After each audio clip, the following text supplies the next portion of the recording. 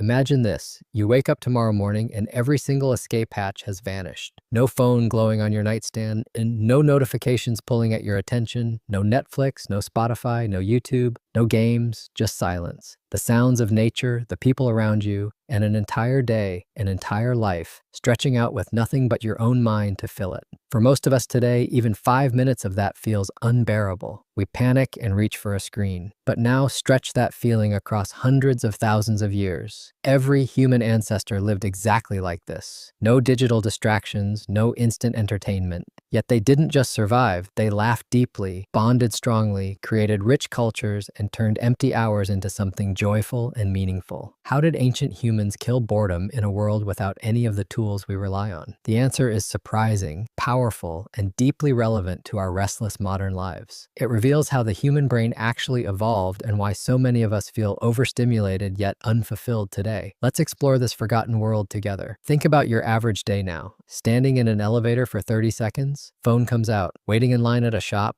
scroll. Sitting alone for 10 minutes, same instinct. We've built a world where boredom is almost extinct, replaced by constant stimulation. Algorithms feed us personalized novelty every second, but this is brand new in human history. For most of our species' existence, the opposite was true. Stimulation was scarce. Novelty was rare and precious, and yet people thrived emotionally. Anthropologists studying modern hunter-gatherer groups like the Hadza in Tanzania, the San in the Kalahari, and tribes in the Amazon show us the real picture. These people don't spend every hour fighting for survival. They often work just 3 to 6 hours a day finding food and shelter. The rest is free time, resting, talking, playing, and connecting. This rhythm of effort, followed by plenty of downtime, is how human brains evolved over hundreds of thousands of years. In that free time, ancient humans turned to each other and their own creativity. The most powerful tool was storytelling. Long before books or movies, stories were the ultimate entertainment. Imagine 60,000 years ago on the African savanna. Night falls, a fire is lit, people gather close, a skilled storyteller begins. Not a short joke, an epic tale lasting hours. Stories of brave hunters,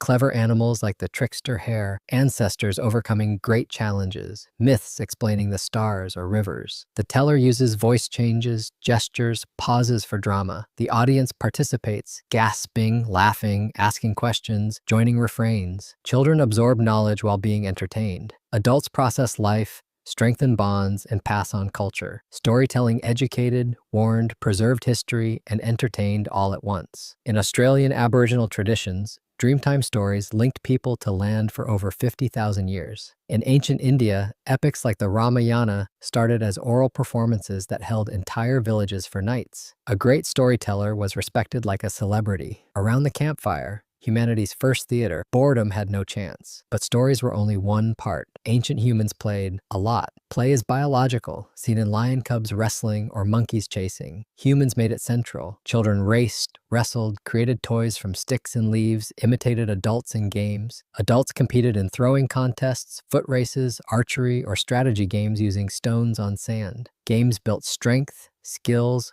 cooperation, and joy. Archaeologists found boards from thousands of years ago, but play is far older. Inuit children used string games during Arctic nights. Sand people mimicked animals in playful ways. Play released endorphins, resolved tensions safely, and kept minds sharp during free hours. Even today, when we play board games or sports, we tap into this ancient instinct. Music and dance were everywhere too. No recorded songs, no headphones, yet rhythm lived in daily life. The oldest bone flutes are over 40,000 years old, but singing is probably as old as speech. People sang while working, walking, celebrating. Evenings brought group music, layered voices, clapping hands, stomping feet, bodies moving in dance. Among the sand, trance dances with rhythmic singing lasted all night for healing and bonding. Australian corroborees combined dance, song, and body painting for days. Dance synchronized hearts and emotions. Everyone participated, no passive audience. Music released oxytocin, the bonding hormone, turning ordinary nights into joyful social events. It was exercise, art, therapy, and entertainment combined. The creative drive ran deep.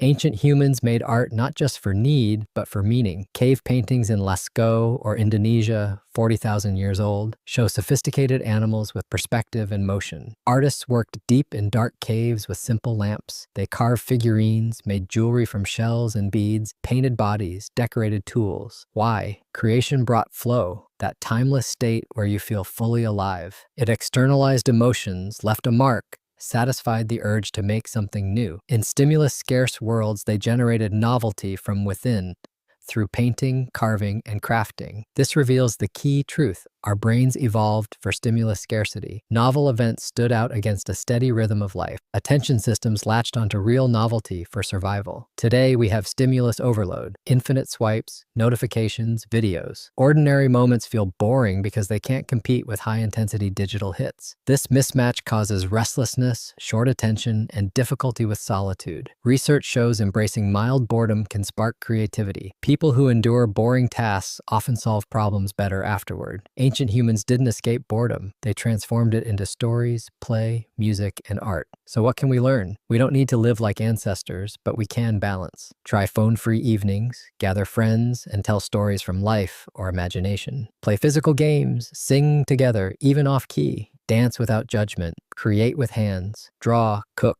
build. Sit around a real fire or candles. Firelight encourages deep talk. Many who reduce screens report better sleep, stronger relationships, fresh creativity. Children especially thrive with unstructured play and storytelling. Our minds haven't changed much in 300,000 years. The same brain that loved campfires still responds to connection, rhythm, narrative, and creation. The next time boredom hits and your hand reaches for the phone, pause. Remember the fire. Remember faces lit by flames. Remember voices rising in story and song. For most of history, there was no screen, just people turning silence into something rich. You carry that power. Invite boredom as a friend. Start a conversation. Tell a tale. Sing, play, create. In that space, you rediscover what humans have always done. Turn potential emptiness into culture, joy, and meaning. The stories are inside you. The music is in your bones. The fire still waits. All it takes is putting the phone down for a moment and beginning. That's how ancient humans killed boredom, not by escaping reality, but by diving deeper into it.